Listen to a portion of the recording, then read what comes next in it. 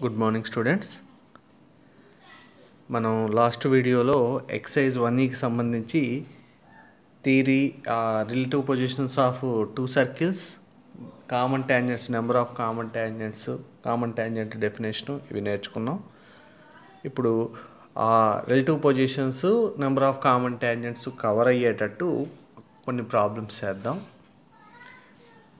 దానికంటే ముందు ఒక్కసారి ఈ ఫార్ములాలు యూజ్ అవుతాయి మనకి ప్రాబ్లమ్స్ చేసేటప్పుడు. ఒకసారి చూడండి. Internal centre of similitude, external centre of similitude. Internal centre of similitude అంటే ఇక్కడ C1 C2 సపోజ్ ఏవో టూ పాయింట్స్ అనుకుందాం. x1 y1, x2 y2, x1 y1, x2 y2. m:n రేషియోలో డివైడ్ చేసే పాయింట్, m:n రేషియోలో ఒక పాయింట్ డివైడ్ చేస్తే ఆ పాయింట్ ఏంటంటే mx2 + nx1/m + n, my2 + ny1/m + n. mx2 + nx1/m + n, my2 + ny1/m, my2 + ny1/m + n. Internal centre of similitude అంటే, internal అంటే వాటి మధ్యలో, ఆ రెండు పాయింట్ల మధ్యలో ఉన్న పాయింట్ని m:n రేషియోలో డివైడ్ చేసే పాయింట్ని ఎలా కనుక్కుంటాము అంటే mx2 + nx1/m + n, my2 + ny1/m + n అనమాట. అదే సపోజ్ మిడ్ పాయింట్ అయితే 1:1 అని దాని అర్థం. m ప్లేస్లో 1, n ప్లేస్లో 1 అంటే x2 + x1/1 + 1 2, x2 + x1/2, y2 + y1/2. మనం జనరల్గా ఏం రాసుకుంటాం? x1 + x2/2, y1 + y2/2 అని రాసుకుంటాం కదా. అదే ఫార్ములా ఇక్కడ రాసుకున్నాం ఇలాగా. తర్వాత external centre of similitude. External centre of similitude అంటే ఇక్కడ C1 C2 అనే కాదు, మనం ఈ సమ్ములో C1 C2 అవసరం కాబట్టి రాసుకున్నాం. ఏవైనా 2 పాయింట్స్ ఉంటే Q అనే పాయింట్ ఎక్స్టర్నల్గా, అంటే ఆ రెండు పాయింట్లకి ఇంటర్నల్గా లేదు, ఎక్స్టర్నల్గా బయట ఉంటే m:n రేషియోలో డివైడ్ చేస్తే ఆ ఫార్ములా ఏంటంటే mx2 - nx1/m - n, my2 - ny1/m - n.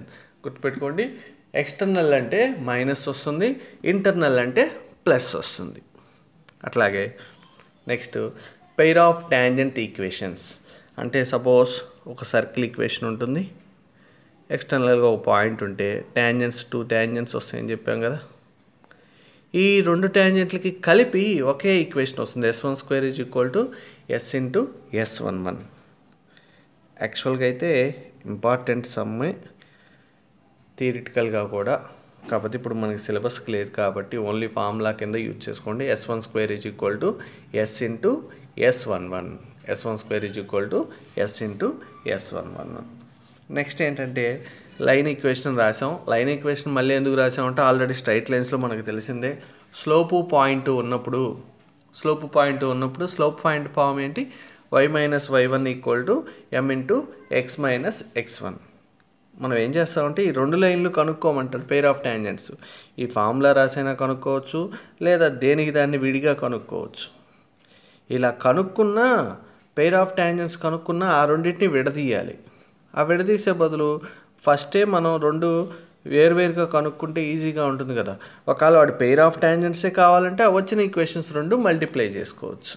ఏదైనా చేయొచ్చు ప్రొసీజరు. సరే, సమ్ములు చేసేటప్పుడు చేద్దాం. నెక్స్ట్ ఎక్సైజ్ 1E ఉంది కదా.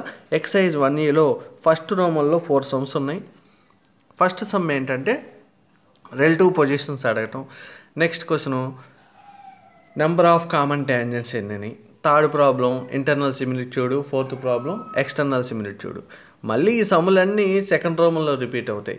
ఆ సెకండ్ రోమన్ సమ్ములన్నీ మళ్ళీ థర్డ్ రోమన్లో రిపీట్ అవుతాయి. అంటే ఒక్కొక్క బిట్టు ఎక్స్టెండ్ అవుతూ ఉంటుంది. అవే సమ్ములు మళ్ళీ రిపీట్ అవుతుంటాయి. ఒకసారి ఫస్ట్ సమ్ చూడండి. అందుకని ఈ ఫస్ట్ దాంట్లో 4 బిట్స్ ఉన్నాయి. ఫస్ట్ దాంట్లో కూడా నేను ఒక బిట్టే చెప్తున్నాను, ఎందుకంటే మళ్ళీ ఇవే సమ్ములు చేస్తుంటాం మనం. దానితో మనకి ఇది ఎగ్జామినేషన్కి లేవు కాబట్టి ఓన్లీ టాపిక్ వైజ్ చూసుకోండి. నేను ఒక సమ్ము చెప్తాను, ఒక సమ్ము మాత్రం ఖచ్చితంగా హోంవర్క్ చేయండి. ఇదే మోడల్లో ఒకసారి ట్రై చేయండి అన్నీ. ఫస్ట్ క్వశ్చన్ చూడండి. Find the relative positions of the pair of circles. Find the relative positions of the pair of circles. రెండు సర్కిల్స్ ఉంటే రిలేటివ్ పొజిషన్స్ కనుక్కోమంటున్నాడు. అంటే ఆ రెండు సర్కిల్స్ని చూసి వాటి పొజిషన్ ఎలా ఉంటుందో చెప్పమంటున్నాడు. పొజిషన్ అంటే మనం ఆల్రెడీ ఫస్ట్గా 5 కేసెస్ చెప్పుకున్నాం కదా. C1 C2 greater than R1 plus R2, C1 C2 equal to R1 plus R2, C1 C2 less than R1 plus R2, అట్లా 5 కండిషన్స్ ఉన్నాయిగా. ఏది సాటిస్ఫై అయితే అది. వీటికంటే ముందు మనం ఏం చేయాలంటే solution given circles centres and radius కనుక్కుందాం. గివెన్ సర్కిల్స్ ఆర్, ఇక ఏ సమ్ ఇచ్చినా లాంగ్ ఆన్సర్లో కూడా ఇది మాత్రం కంపల్సరీ చేయాల్సిందే. ఎందుకంటే వాటి పొజిషన్ తెలిస్తేనే కదా ట్యాంజెంట్లు తెలిసేది. ముందు వాటి పొజిషన్ తెలియాలి, తర్వాత నెంబర్ ఆఫ్ కామన్ ట్యాంజెంట్స్ తెలియాలి, తర్వాత ఎక్స్టర్నల్ ఇంటర్నల్ సిమిలిట్యూడ్ కనుక్కోవటం తెలియాలి, ఆ తర్వాత tangents కనుక్కుంటాం.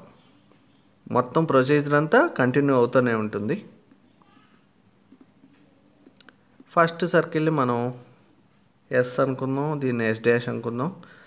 So C1 first circle centre. మనం ఆల్రెడీ ఎక్సైజ్ 1D దాకా అన్నీ అవే చేసాం. సర్కిల్ కనుక్కోండి, సెంటర్ రేడియస్.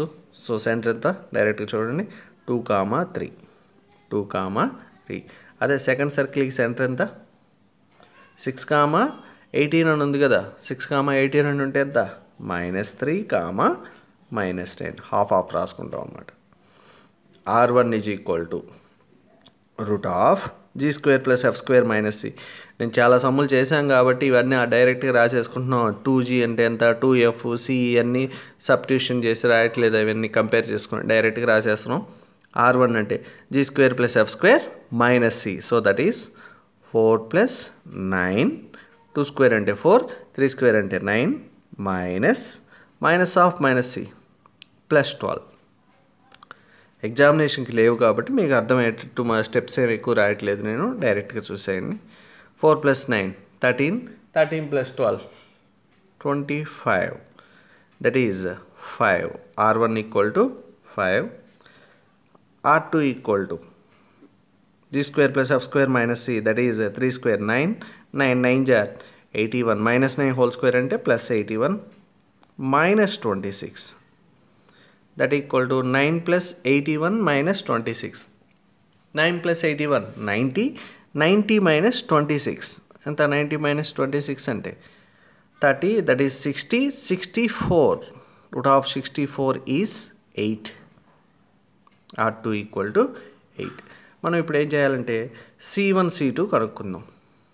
దీని నుంచి ఏమవుతుందో చూద్దాం. C1 C2 distance between C1 and C2 2 centres, that is 2 + 3 whole square. అదేంటి ఇటు కదా x2 - x1 హోల్ స్క్వేర్ కదా అంటే హోల్ స్క్వేర్ కాబట్టి ఎలా అయినా రాసుకోవచ్చు. -3 - 2 హోల్ స్క్వేర్ అయినా మీకు అదే ఆన్సర్ వస్తుంది.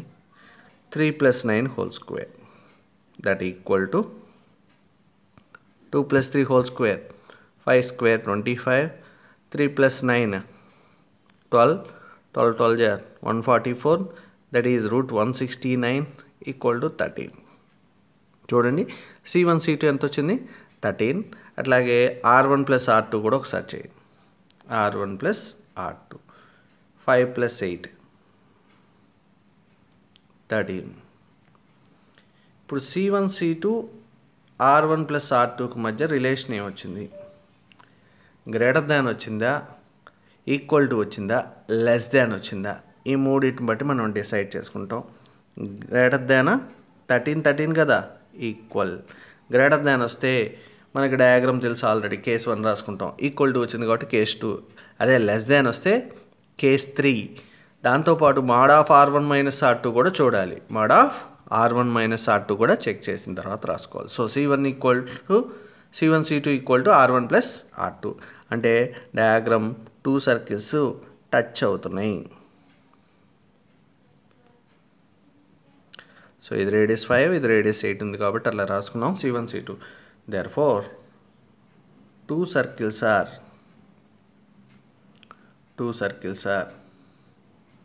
touch each other. 2 circles are touch each other. ఇది నెక్స్ట్ చూడండి.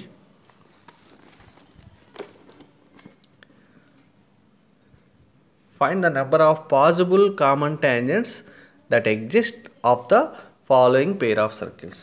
ఎన్ని కామన్ ట్యాంజెంట్స్ ఉన్నాయి అని అడుగుతున్నాడు. ఎన్ని కామన్ ట్యాంజెంట్స్ అంటే జనరల్గా మనం ఇందాక చేసినయే. Given circles are x² + y²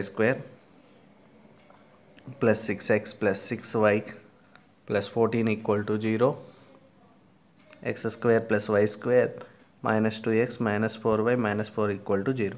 ఇందాక ఏం చేసాం అదే చేయండి, కొత్తది ఏమీ ఎక్కర్లేదు. సెంటర్ -3, -3. C2 సెంటర్ ఎంత అవుతుంది? That is 1, 2.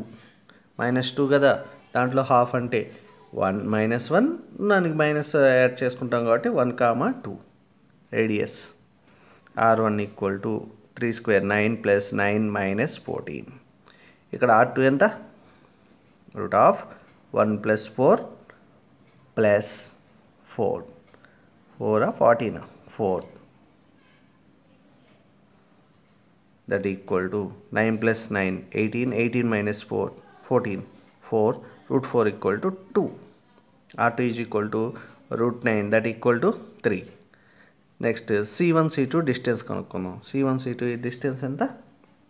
1 + 3² అదేంటి ఇందాక -3 -1 దీంట్లో x1 - x2 చేశాం కదా, అంటే మన కన్వీనియన్స్ మైనస్ ఉంది కాబట్టి నేను దీంట్లో సబ్ట్రాక్ట్ చేసి, ఇందాక -8 ఉంది కాబట్టి దీంట్లో సబ్ట్రాక్ట్ చేసుకున్నాం. ఎలా అయినా కనుక్కోండి. 2 పాయింట్స్ మధ్య distance 2 + 3² that = 1 + 3² 4², that is 16 + 5² 25, 16 + 25 that is 31, √41.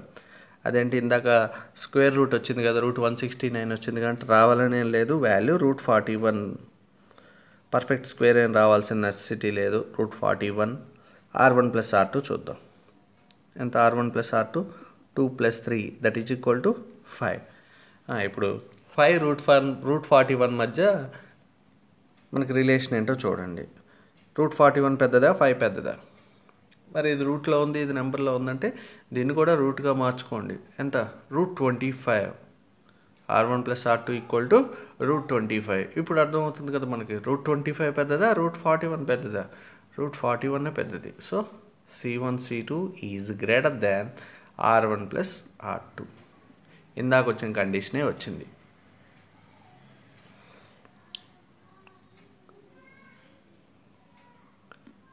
ఇందాక వచ్చింది ఈక్వల్ కదా, ఇందాక సమ్ములో ఈక్వల్ వచ్చింది. ఇక్కడ C1 C2 greater than R1 + R2. ఇలా వచ్చినాయి 2 సర్కిల్స్.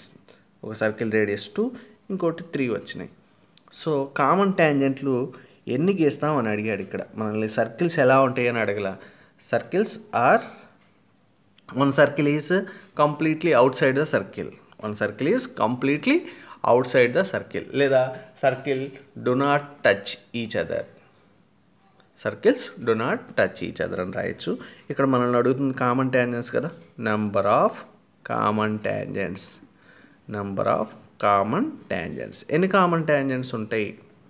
మనం ఇంటర్నల్గా 2, ఎక్స్టర్నల్గా 2. సో టోటల్ కామన్ ట్యాంజెంట్స్ ఎన్ని అంటే 4. ఓకే, మనకి వీడియో లెంతీ అవుతుంది, అందుకని వీటి వరకు నెక్స్ట్ వీడియోలో చూద్దాం, లాంగ్ ఆన్సర్స్ వరకు. ఓకేనమ్మా. ఒకసారి తెలుగు మీడియం వాళ్ళు చూడండి అమ్మా. ఇక్కడ ఇచ్చిన వృత్తాలు ఎన్ని ఉమ్మడి స్పర్శరేఖలు ఉంటాయని అడిగాడు ఈ సమ్ములో. అంతే, ఉమ్మడి స్పర్శరేఖలు ఎన్ని? ఉమ్మడి స్పర్శరేఖలు అంటే కేంద్రాలు 2 కేంద్రాలు కనుక్కొని వ్యాసార్థాలు, కేంద్రాల మధ్య దూరం కనుక్కొని, ఇక్కడ కొత్తది ఏమీ లేదు స్టెప్పు, మీరు రాసుకోవాల్సింది మొత్తం ఉమ్మడి స్పర్శరేఖల సంఖ్య = 4. ఉమ్మడి స్పర్శరేఖల సంఖ్య 4. అదే ఫస్ట్ సమ్లో రిలేటివ్ పొజిషన్స్ ఆఫ్ సర్కిల్స్ అంటే వృత్తాల యొక్క సాపేక్ష స్థితి. వృత్తాల యొక్క సాపేక్ష స్థితి. ఆ స్థితి ఏంటంటే 2 వృత్తాలు ఒకదాన్ని ఒకటి స్పృశించుకుంటున్నాయి. 2 circles are touch each other. 2 వృత్తాలు ఒకదాన్ని స్పృశించుకుంటాయి. Pair of tangents. ఇక్కడ సరళరేఖ యుగ్మాల సమీకరణం. S12 = S × S11. Internal centre of similitude అని ఉంది. అంతర్కేంద్ర స్వరూపం. ఇక్కడ బాహ్య కేంద్ర స్వరూపం అని రాసుకోండి అంతే.